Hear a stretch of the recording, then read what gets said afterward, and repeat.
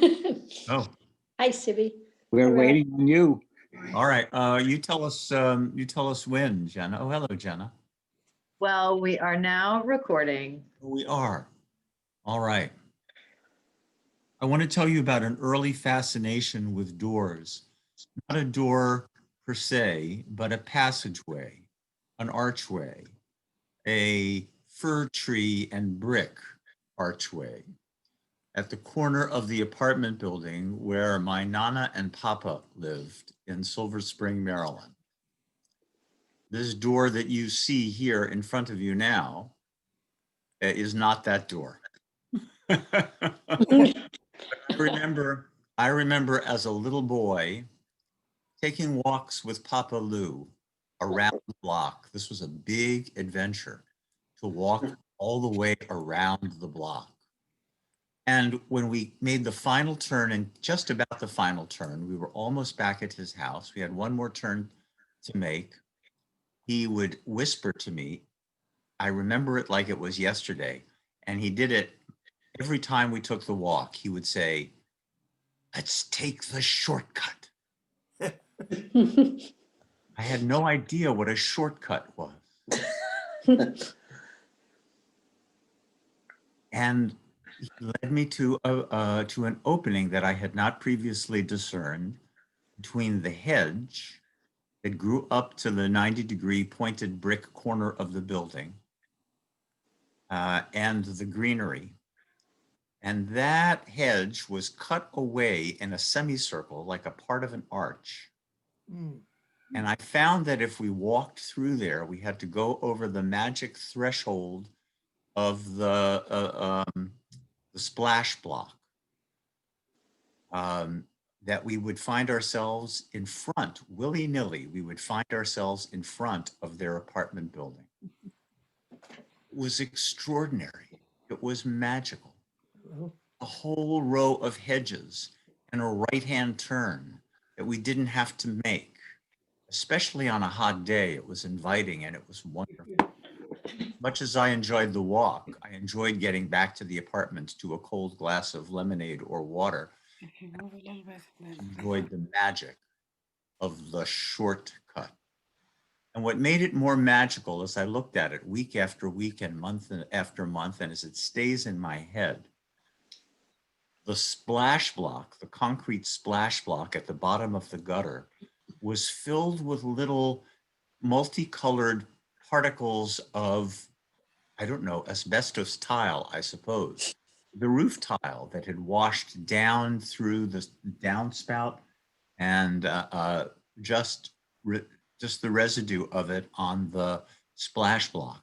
So it was covered with what seemed to me to be angel's tears or fairy dust, and just made the whole thing more remarkable. And even though I grew to anticipate that there would be a shortcut at the very end, where all of the rules of coming and going seemed to be somehow shifted to my benefit, I never got tired of hearing him say to me, let's take the shortcut. And we all did. I haven't seen that doorway, that archway, in a very long time. The apartment building is still there and the hedge is still there, but somehow I haven't made the time, woe is me, to actually go over and get out of the car and explore to see whether the shortcut is still there or whether it's a trail that needs to be reblazed.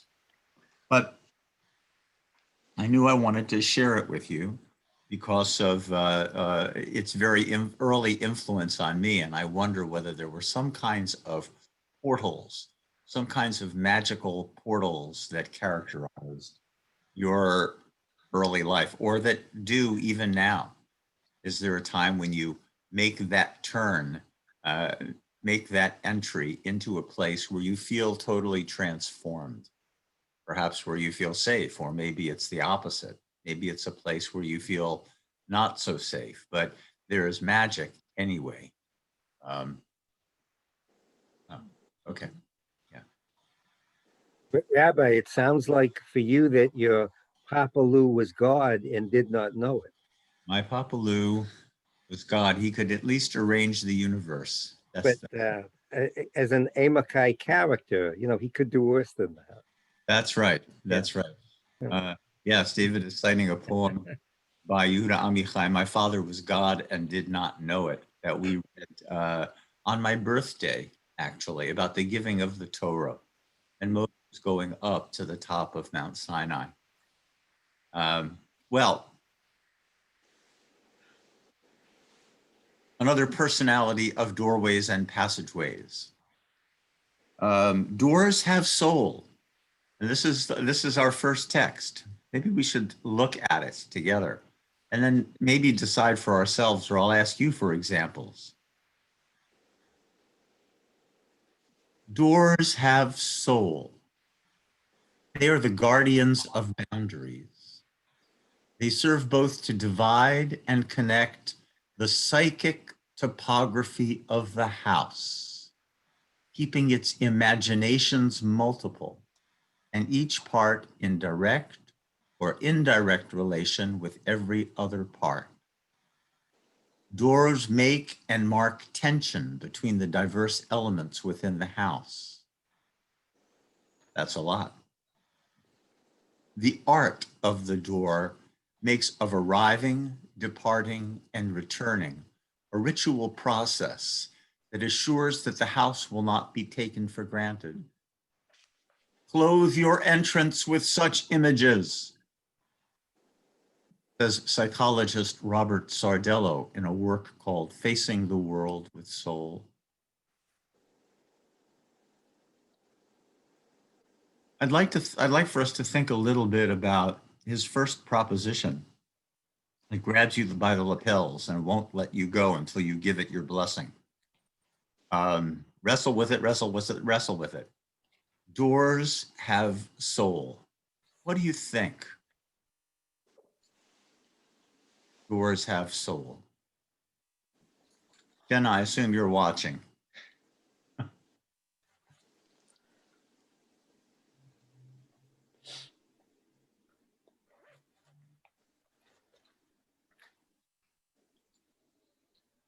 Wait a minute. Okay, go ahead. That we impart our own soul through the door. Right. So the door might be or is a reflection of your own soul. I think we saw that, those of us who were with us, you remind me of it, Marty, with Rabbi Elazar HaKapar, who said, don't be like the lintel that is too high, because then your students won't be able to reach it. And don't be like the one that smacks them in the face, and don't be like the one that trips them up, but be like a threshold that everybody can pass over. There's a teacher who literally spills himself into the posts and lintel, into the mezuzot and the mashkof of the door. Doors have soul. Are there some doors? Look at the door below the text. This is a door in Tzvat. What do you think about this door?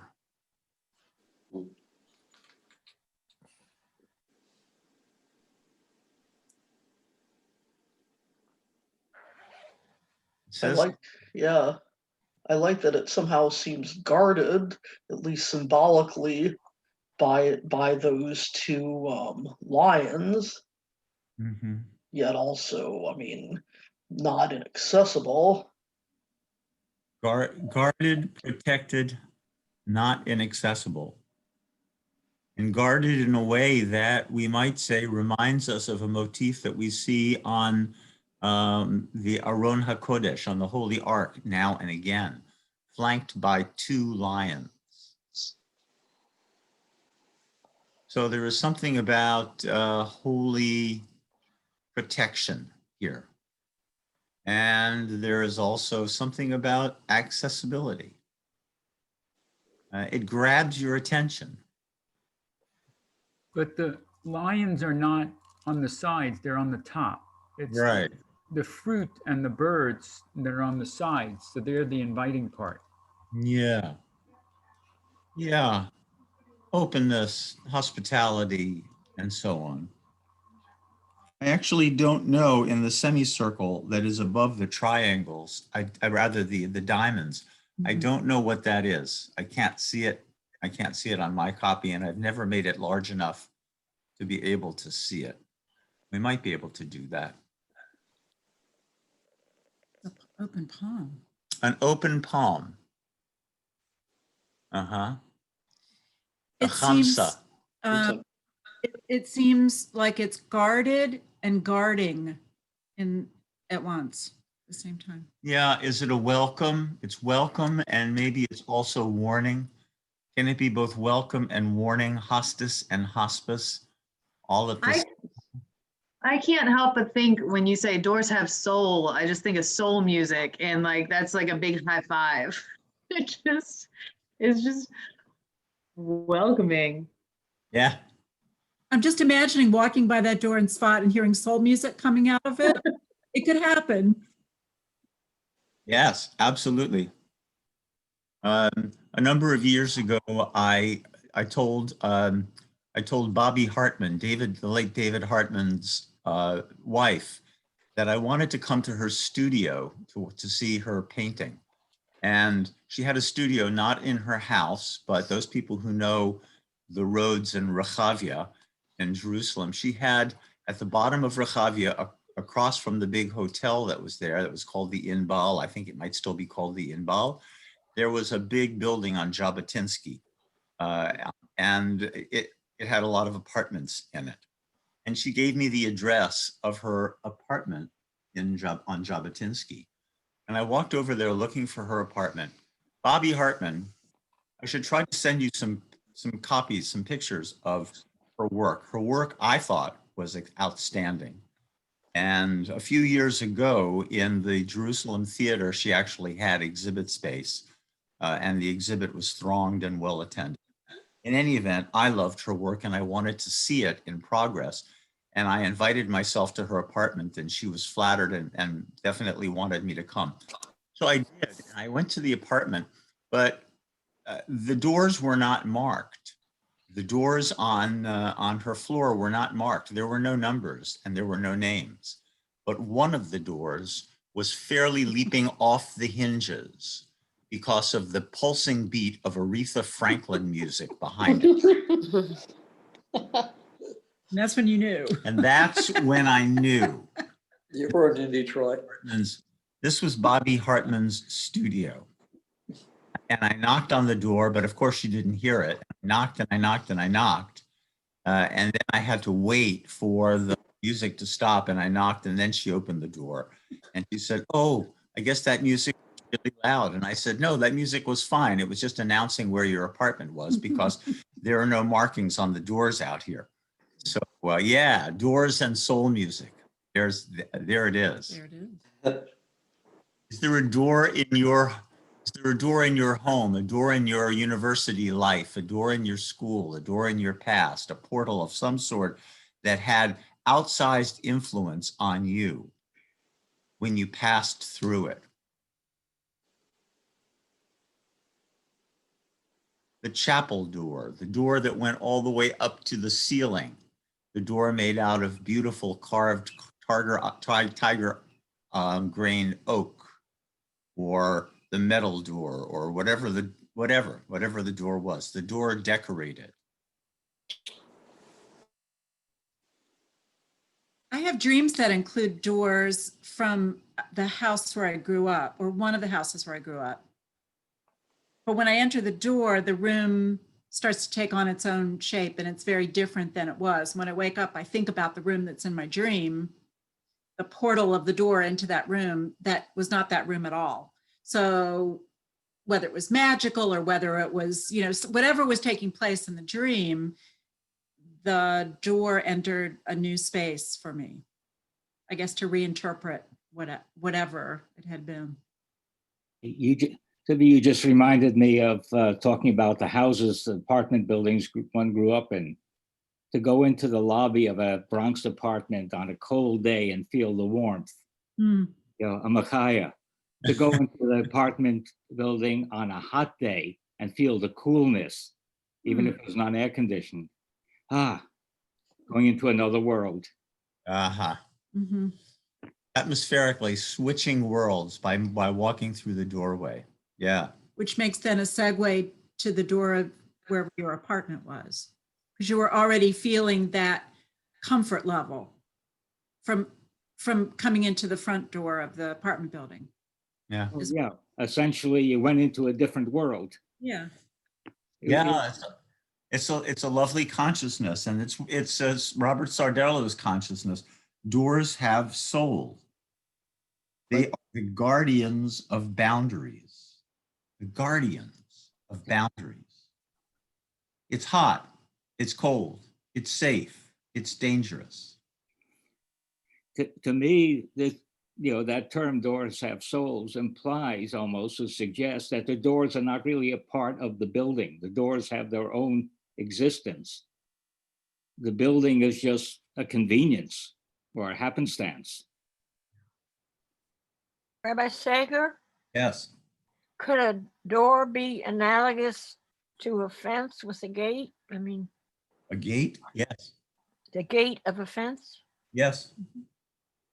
Yeah, wouldn't you think so? I mean, I would think so. Well, in Texas, there was a Dutch door, and we would open the top, and Bull, Toby, would come stick his head in to get his nose scratched and get a sugar cube in the morning. Now I'm thinking, now that you've brought me to the Great Plains of the Wild West and Western B movie, Sheila,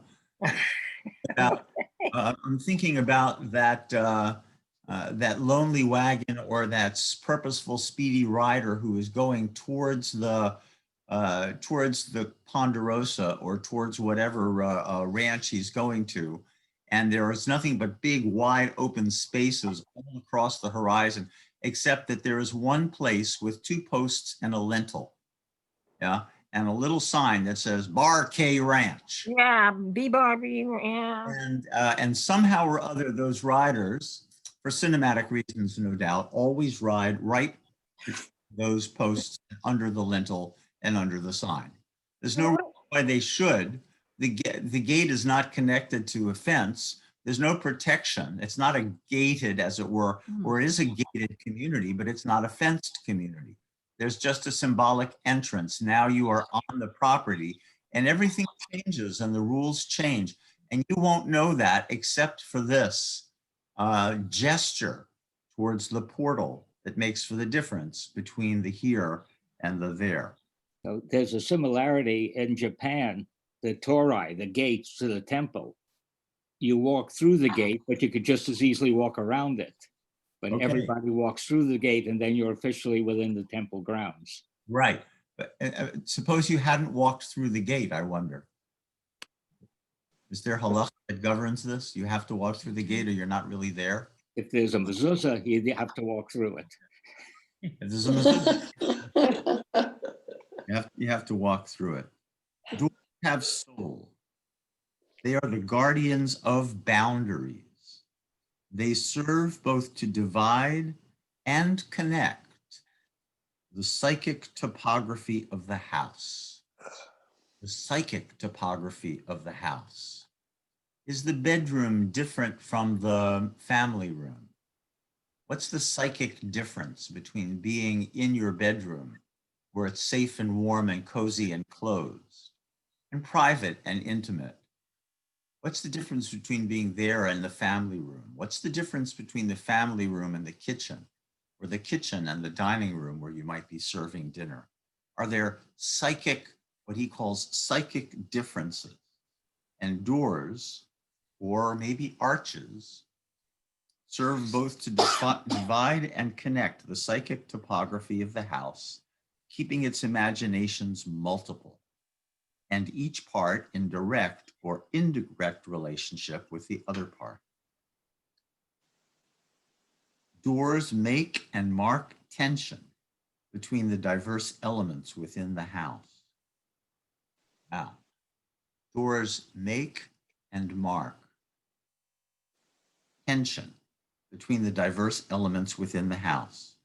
The art of the door makes of arriving, departing, and returning a ritual process that assures that the house will not be taken for granted. Clothe your entrance with such images. He sounds Rabbi, almost like Maimonides, or as much like Maimonides as the depth psychologist is likely to sound. Here you are touching the unity of the world when you walk through the door. You are neither in nor out, or perhaps you are both. And this is something to which you must attend. And all of those elements of life that are really the vanities of time and the kind of sludge through which you have to move yourself, all of that vanishes in the doorway. Make of your arriving, departing, and returning a ritual process that assures that the house will not be taken for granted. Well, I wonder what he means by, that's what you like? I like that part. The ritual process. What do you suppose he means by a ritual process, or what would you take it to mean? Rabbi Sager, Yes. I don't know why, but I find closed doors jarring. Closed when they're closed. I leave them open all the time. And when they're closed, I find it confining or claustrophobic. So to me, when you have doorways, they need to be sort of fluid and open. Uh-huh. That's just me. And I know maybe other people feel differently, like they're in their sacred space. But I find that for me, it's jarring. Even that closed door that you have up, I find that it should be cracked open somehow. Right. Making and attention. Who else? Oh, arriving, departing, and returning is a ritual process if there is a mezuzah on the door. He's not even talking Because about. you have the ritual already, prescribed. Right.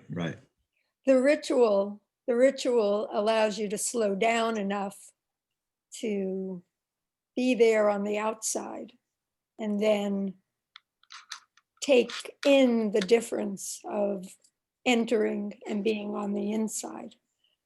Thank you. I was hoping you would have something to say about that, Judith. One of the fellow travelers one of our fellow travelers who is an artist, who maybe takes this in a very different and serious and powerful way. Door art. Well, we've limited it to the mezuzah, but does it have to be? We've talked about before, Judith, and I don't know whether you up on it or what. I don't believe you were present to hear it, but we talked about mezuzot that had spices in it, or scratch and sniff mezuzot, or mezuzot that had hand sanitizer somehow hanging from them, or something else that said, here's a spot where you need to take care of yourself, or where imagination kicks in, or where inside meets outside. Mm-hmm. We've talked about those kinds of things. I have been present in a house where, as you probably have, or possibly have also, where someone who has died in a particular room has been taken out of that room and then out of the house for the very last time. Is there a way of marking the door such that with some application, a cloth application, or a macrame application, or something that is set up before the Chevra Kadisha, before the burial society takes someone out of a house or out of a room, that transforms the door into something else, something that it won't always be. On the other hand, it will always be that. Won't always look like that, but it will always be that. What kind of ritual do we have for walking into a house after a hard day's work, or after a day off, or returning from a vacation, or whatever it might be? And what might inform our passage from one place to another? Well, I sure go on, but maybe it's somebody else's turn. What do you think about some of those possibilities or some of those ideas? When Laura and I visited the Biltmore House in Asheville, 28 years ago or so, we walked through, of course, if you've ever been to the Biltmore House, you know, the opulence is overwhelming. You spend about 10 minutes feeling slightly sick and about an hour feeling slightly numb. It's just so beautiful and opulent, and every room is a museum piece. But I had always heard growing up that my grandfather, who was born in the 1880s and who was a carpenter, had fashioned some of the doorways of some of the rooms in the Biltmore House. Wow. But I didn't, of course, I had no idea which ones they were. So we spent the day going into all of these incredible rooms and seeing this beautiful furniture and the beautiful works of art and this incredible interior architecture of the place. And in each room, I would look at the doorway and I would wonder, and I would look for clues, you know, as if there could be something that would tell me, did my grandfather build this doorway? Or was it this doorway? Could it have been one of these? In every room, I was thinking about that. And I wonder how much I missed because I wasn't fully concentrating on the actual interiors, because I was devoting so much energy wondering if my grandfather had built the doorway. That's a nice focus, though. I wonder what you learned from thinking about it that way and wondering whether your grandfather had actually constructed that doorway. That's lovely. Yeah, it certainly made me notice the doorways. Mm-hmm. And what did you notice about them? That they looked very similar. You know, there was a lot of diversity with, you know, from one room to the next, but the doorways were all very similar. I think the lesson in there was there are probably better ways to connect with one's ancestors than getting hung up. Maybe, although Jewish tradition isn't certain about that. We have this distillation of what imagination in the doorway is about, and it is the mezuzah. Think about a few things we have in Jewish tradition that are actually representations, concretized reputations of something that might well be metaphorical. It could just as easily be the meta as the for. The meta being that which is above or carried above, and the for, from Greek phorein, being that which is actually carried with sweat and balance in the concrete world below. It might just as easily be the for as the meta, and yet somehow we take it as the meta, and that's useful to us.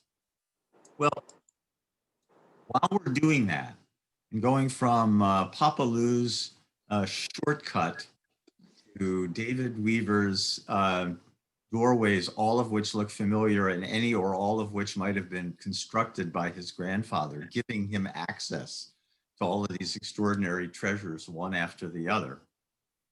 We ought to take a look at Rivka Miriam's poem, which is not the second text in front of you, but actually the third text down the page. Let's add Rivka to the discussion here. At pitach lo. You open for him when he is too small to open. You lift him to your shoulders and soothe him with, don't be afraid. Open for him slowly. He is unaccustomed to openings. Till now he imagined that everything was open. The walls he imagined were as open and transparent as the breeze. The walls he imagined were as open-eyed as a patient plain. Yawning, he recognized neither lintel nor doorposts, neither hinge nor door. You lift him so that he rubs his sides against the doorposts, so that he bows his head beneath the lintel. Gently, you sent him on the threshold, so that he is sure-footed, not like a refugee standing on the threshold.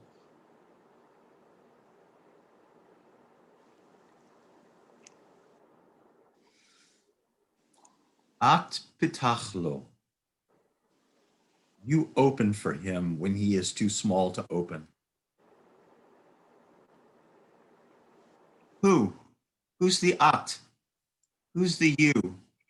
Who's being enjoined, commanded, invited, and instructed?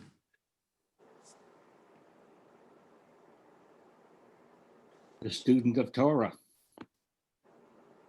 Your child. God's going to lift you up. You open for him. He is too small to open. Your child is on your shoulders. It's a child. But your student is also metaphorically on your shoulders. And he is small at that stage because you're just introducing him to the threshold, through the doorway, through the metaphorical doorway. Yes. He could hit his head when you go through the door, if somebody. Yeah. He could hit his head. Well, you know, this is Rabbi Elazar HaKapar, a text that you have from a couple of weeks ago. This is Rabbi Elazar HaKapar, who says, don't be that lentil who is strategically just high enough to smack people in the head if they turn around and they're not paying attention. Don't be one that's too high up at the top of a transom. Don't be one that's at the next level. And think of swinging doors. Now doors to me are dangerous. I'll be going through a door and somebody will want to help and they'll push the door and the door goes faster than I'm ready to go through.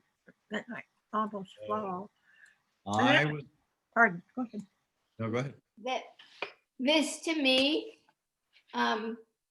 is about teaching. It's all about opening those doors to that person, big or small. And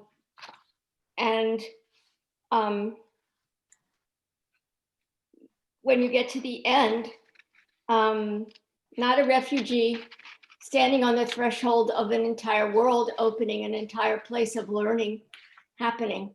So to me, the you in here speaks to the teacher, whatever age you are at, and to whomever you are imparting any kind of knowledge.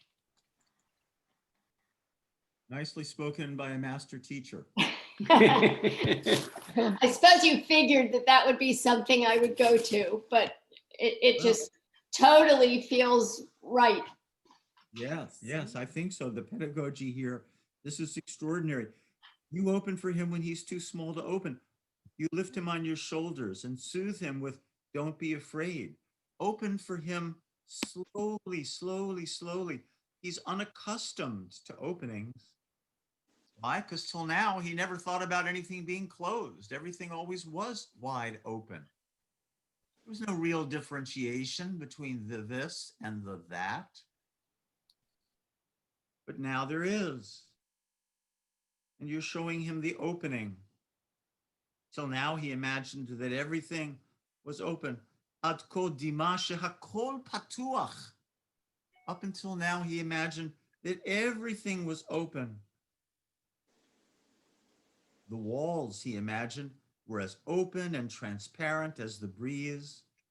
The walls, he imagined, were as open-eyed as a patient plain.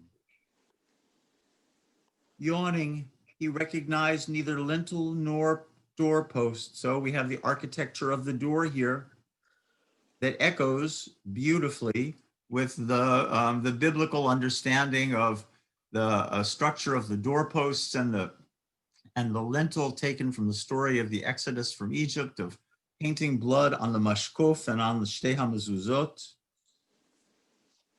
Mashkof u'mezuzah lo hikir.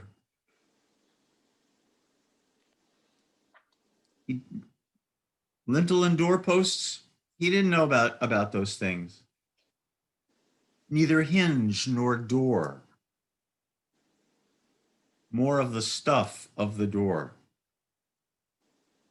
You lift him so that he rubs his sides against the doorposts, so that he bows his head beneath the lintel. How about that? Ever pick a child up so that he could or she could touch the lintel? To show somebody that they are entering a new phase. Uh-huh. Yeah, yeah. So you don't recognize it. Let me lift you up so you can feel this. Let me rub you against the side so you know you're going into a new phase of existence, of learning, of whatever. Yeah. I think it's even stronger than that. I think in this sense, doors are creating distinction and differentiation. And young children or people who have less knowledge, they don't have to be children, don't necessarily understand the need or the necessity of distinctions. And what teachers do is create distinctions and havdalot and lentils and doors to make sense or help make sense of the world. And this, and if there are no doors, and if the walls are transparent, it may be magical, it may be wonderful, but it's hard to make sense of the world. And what a teacher does is create distinctions and structures. And I think that that's very powerful. The other thing I wanted to mention, just the beginning, At Ptachlo, is Hebrew from the sources. Is Hebrew from the Haggadah, I think. And again, it's a responsibility to open up and show. So it's interesting because she says, Ptach, open. But by opening the way the author is opening, it's really creating closures. It's creating boundaries. And I think it's a very interesting dynamic. I wanted to go back to Marilyn for a minute. Marilyn, you can correct me if I'm wrong, but there was a year that I talked to you, it was probably in the spring, and I said, how's teaching going? I probably saw you at shul or whatever. And you said, my kids, so would have been kindergarten kids, right?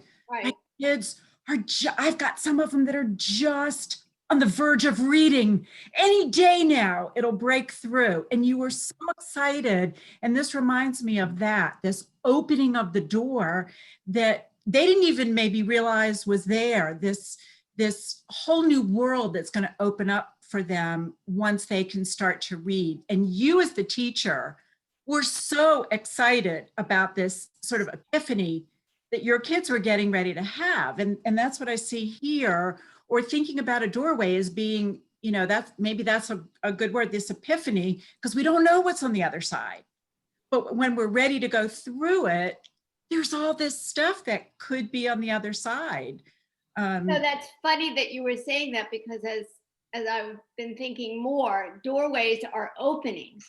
Openings oftentimes, most of the times, let in some light.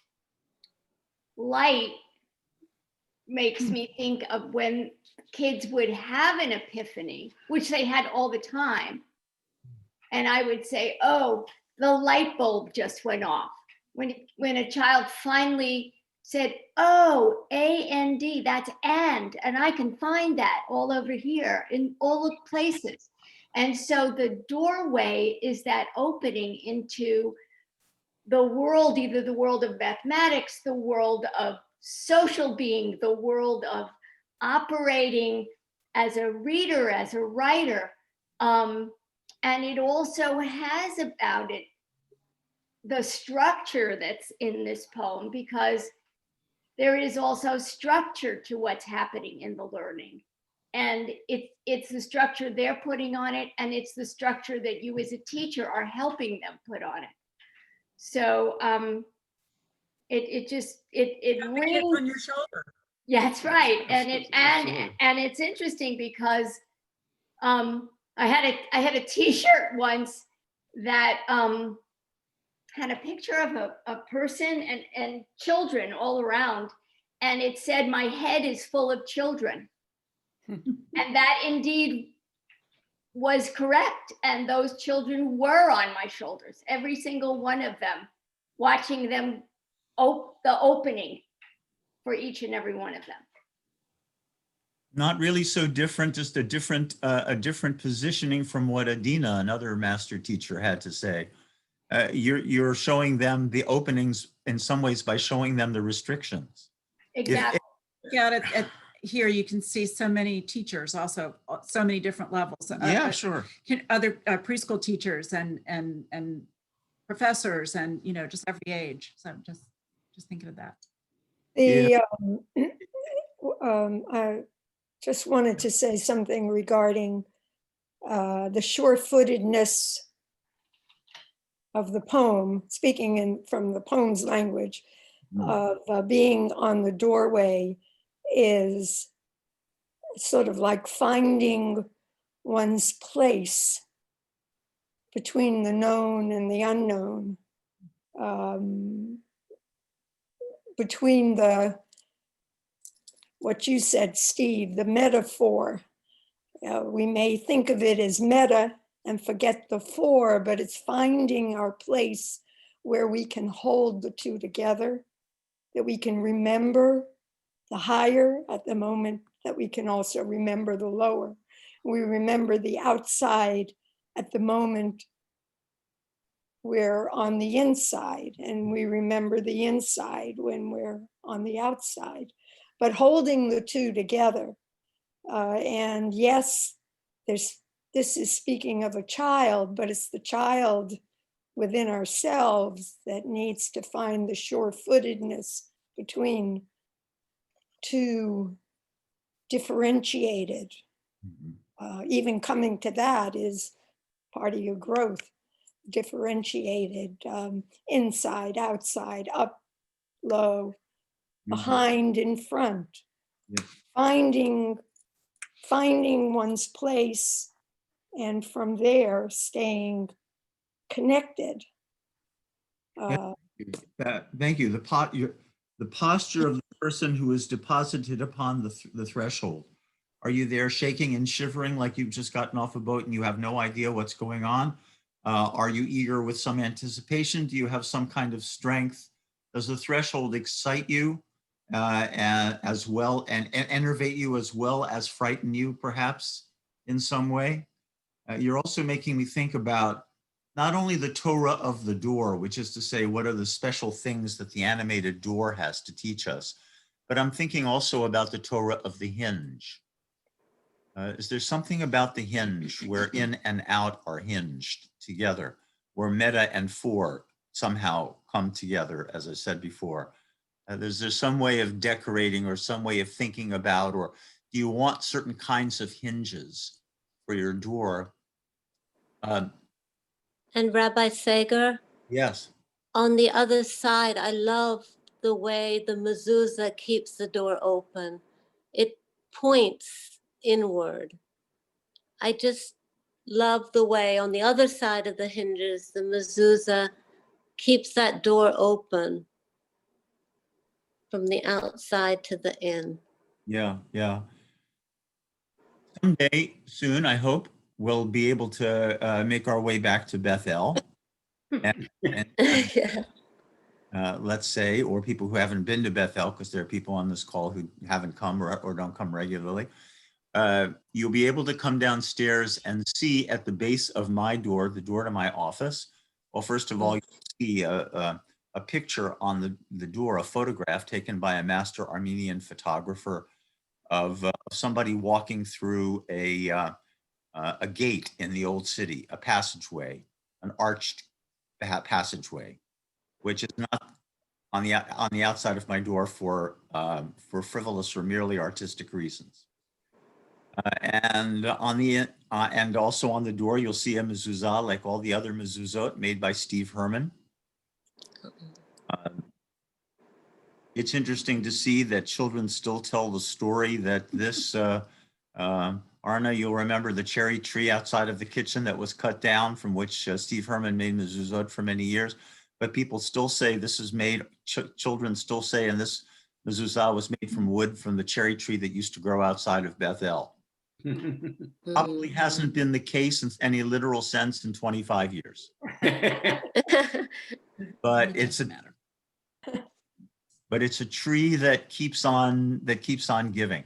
Anyway, at the bottom of the door, I asked Steve about a doorstop. I said to him, I can't just use a half a piece of a kid's block, cut off a right angle triangle, A wedge. slope to it. I can't use a block of wood. I can't use folded up cardboard.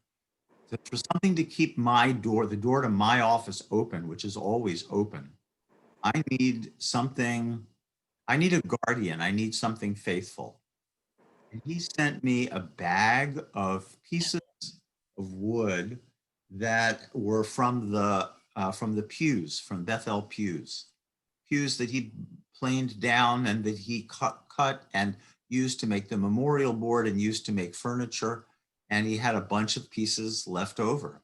And one of the pieces from Bethel's pews, from Bethel's seats from the 1956 building is a doorstop to my office that he cut and polished and oiled and stained. And there it is, holding the door open, this faithful sentry that somehow knows for lots and lots and lots of years about being in the synagogue.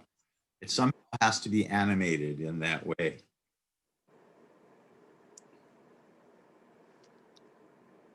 I can remember being lifted up so that I could touch the lintel of a door and feel really big and tall and feeling very powerful. I didn't need to do that every time. I couldn't do it every time. Uncle Stanley or whoever it was not there to pick me up each time.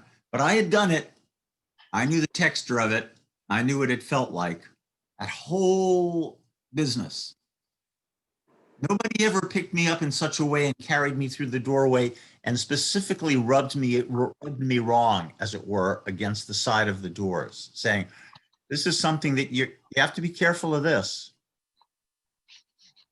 The opening is here and it's not there. But apparently in Rivka's poem, she sees that as being part of the learning process. You got to be able to rub against the doorway to know that that's not a way in. That edge of the doorway is not a way in. And she begins all of this extraordinary instruction. Adina, you got to the edge of it, really. At ptachlo, you open for him. Do you remember which child that is? The one who doesn't know how to ask. Yeah. It's the one who does not know how to ask. At ptachlo. You open for him. You open for him. Ah, open. There it is. There's the opening to the poem. He's below the level of being able to open. And she wisely and subtly keeps it,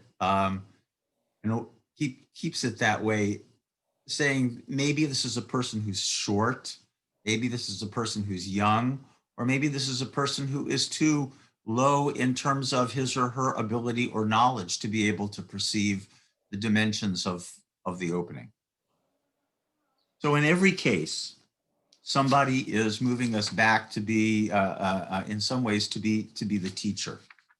And that might lead us just for a little bit, because we really don't have that much time at the moment. But back to the other text. Let's try that one.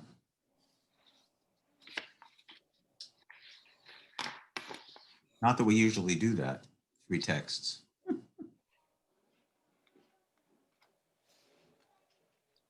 Yeah, I was thinking the teacher is the door. The teacher is the door. Rabbi Meir says, if you have learned from one master, do not say, that's enough. Rather, go to a sage and learn Torah. Do not say, I won't go except to someone who is close by. As it says, seek it as you do silver and search for it as for treasures. Here, Proverbs The learned and the teaching voice, master of the Proverbs, is talking about wisdom. This is what you're supposed to do. Seek it as you do silver and search for it as for the treasures, as for treasures. And it is a person's obligation to seek out 3 sages, like Rabbi Eliezer, Rabbi Hoshua, and Rabbi Akiva, as it says, happy is the one who listens to me, coming early to my doors each day, watching at the mezuzot. Proverbs 8:34. And if you open a Bible, pour yourself a glass of wine, or even if you do just one or the other, you'll understand that this is wisdom speaking, and that this is the student / seeker who's watching at my doorposts, at my mezuzot. Do not take it to mean the word there is dal totai, but rather one door that leads to my other, my doors, delet dal totai. This is somebody who really wants to make a statement about multiple doors, who's squinting at the word dal totai. For you do not know might succeed for you. Perhaps this one, or perhaps one is just as good as the other, as it says, sow your seed in the morning and do not hold back your hand in the evening, since you do not know which is going to succeed, the one way or the other, or if both are equally good. Seek for yourself 3 teachers. And in the world where the meta becomes the 4, look at the picture that's down below there. Can you raise that a little bit? Because I'm not sure. Okay, thank you. I'm going to explain this. It is a person's obligation to seek out 3 sages.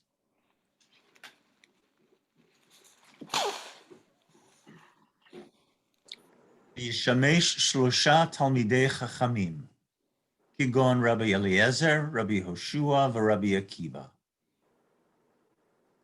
You have to seek out 3 sages. Where do you see them? Where do you find them?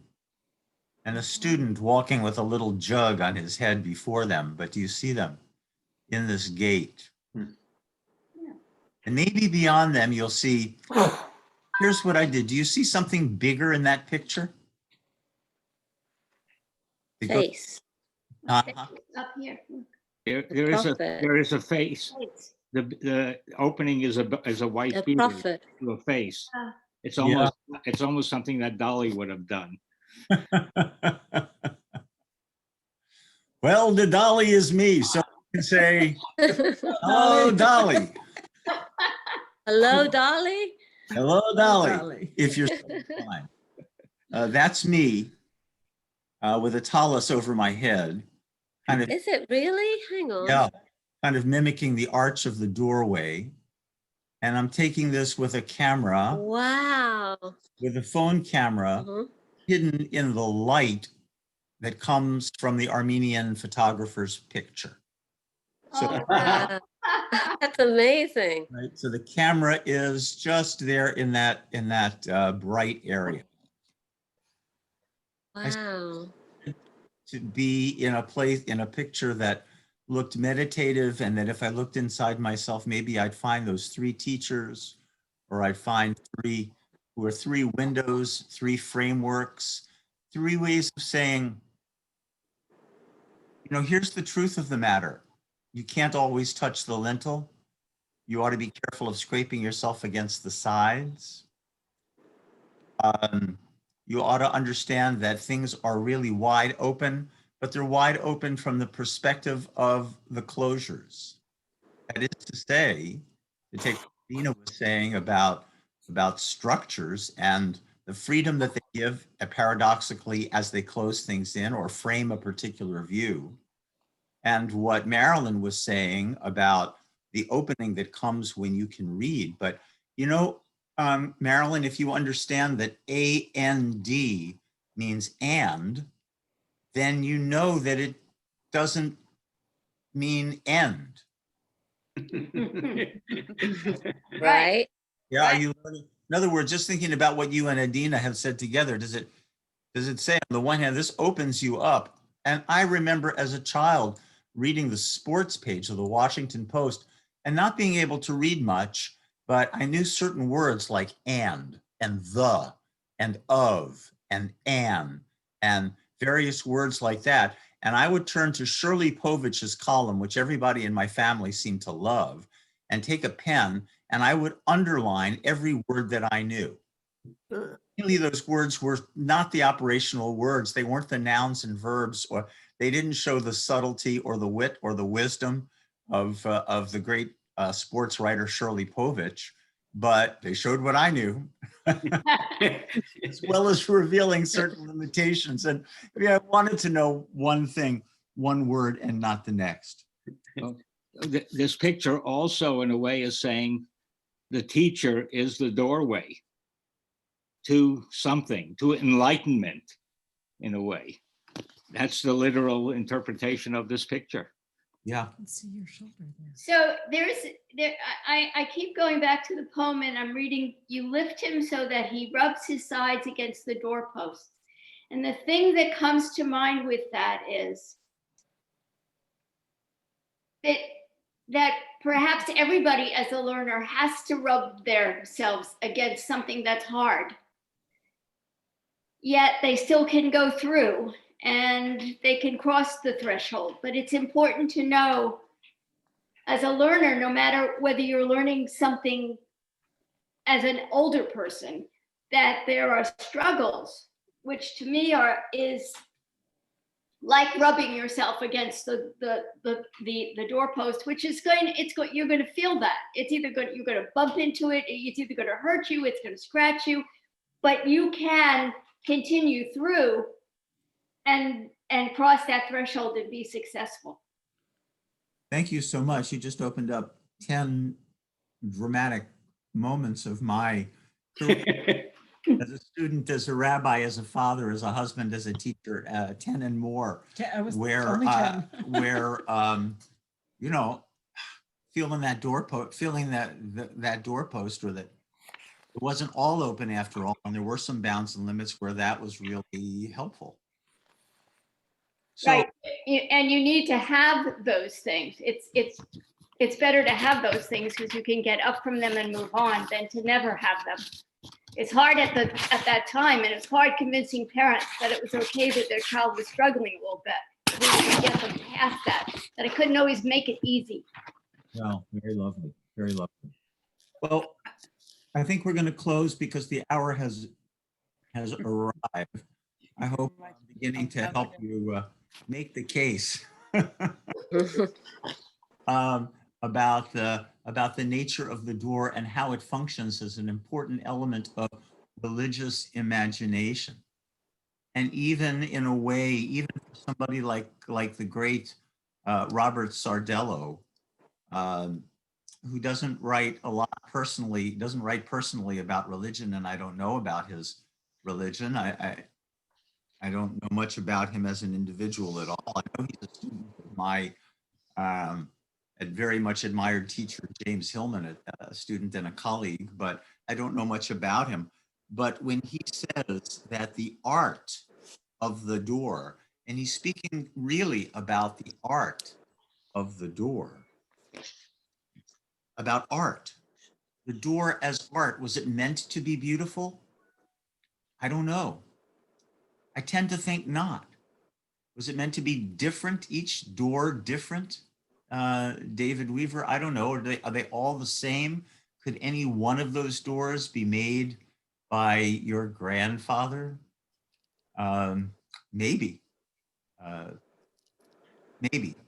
The intrepid framer, the one who makes it possible to divide one room from the other, and also makes it possible to connect all rooms together.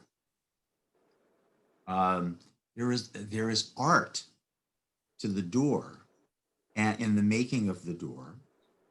And the door makes of arriving, departing, and returning a ritual process.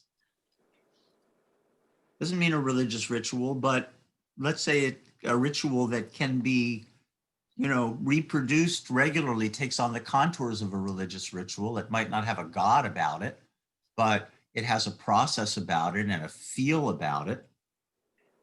A ritual process that assures, a ritual process on which you can depend, that the house will not be taken for granted. This is not just an opening big, this isn't a big empty. It's not a big nothing. It's a place with multiple images and multiple talents and multiple personalities. And after this, if you go in your house from one room to the other, you'll see it and maybe appreciate the differences. Maybe you'll remember walking towards the bedroom or not, and going into the bedroom and not remembering why you went there. But then you get to the bedroom and all of a sudden you'll remember why you went there, because of something. You don't know why. Maybe you'll see the thing, or maybe you'll just remember. But it's a magical place in some ways. It's a shortcut, and it's also the longer, shorter way, as the Talmud tells us in another place. And that there's something to be said for a door without a wall and a wall without a door. But maybe more about that another time.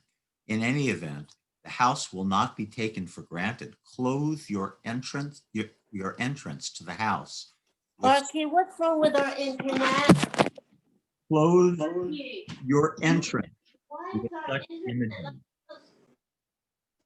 Clothe your entrance with such images. I think that that's maybe the best way for us to take this in, to think about it, and maybe even to end for the evening. But we'll pick it up with more poetry and with more magic and with a story of entering and leaving that hopefully will keep your interest. Invite your friends. Remember, you don't have to have any kind of complete set in order for this to happen. There is a web page being built on which we'll be able to plant our ideas for art, or ideas for doors, or ideas for mezuzot, if you will, or who said it has to be a little scroll rolled up and put in a vial on the wall? Maybe it needs to be something different. And the Bible does say, Uchtavtam al mezuzot beitecha, you write them on the doorposts of your house. Who says it has to be written by a scribe? Maybe you should write it yourself. Yes, I know what the halacha says, but since I'm Rabbi Emeritus, I get to talk in a different way. And so I wonder out loud, what would it be like? And indeed, I've done it. And those of you who were maybe with me and with us in Wild Acres one summer remember that we took sidewalk chalk and we wrote on the doors themselves and on the posts and lintels, and that in some ways they helped us move from one place in the on campus to another, and to navigate the doorway from the great outside to the great inside that is outside, that is to say the Beit Midrash or the study hall or the kitchen or wherever it might be. Well, there's plenty more mystery and magic. So I hope you'll hang around. And when the web page is up, I will add some things to it and some pictures, and we'll keep moving for a while. Thanks, everybody. Thank you. Thank you. Thank you. Thank you. Thank you.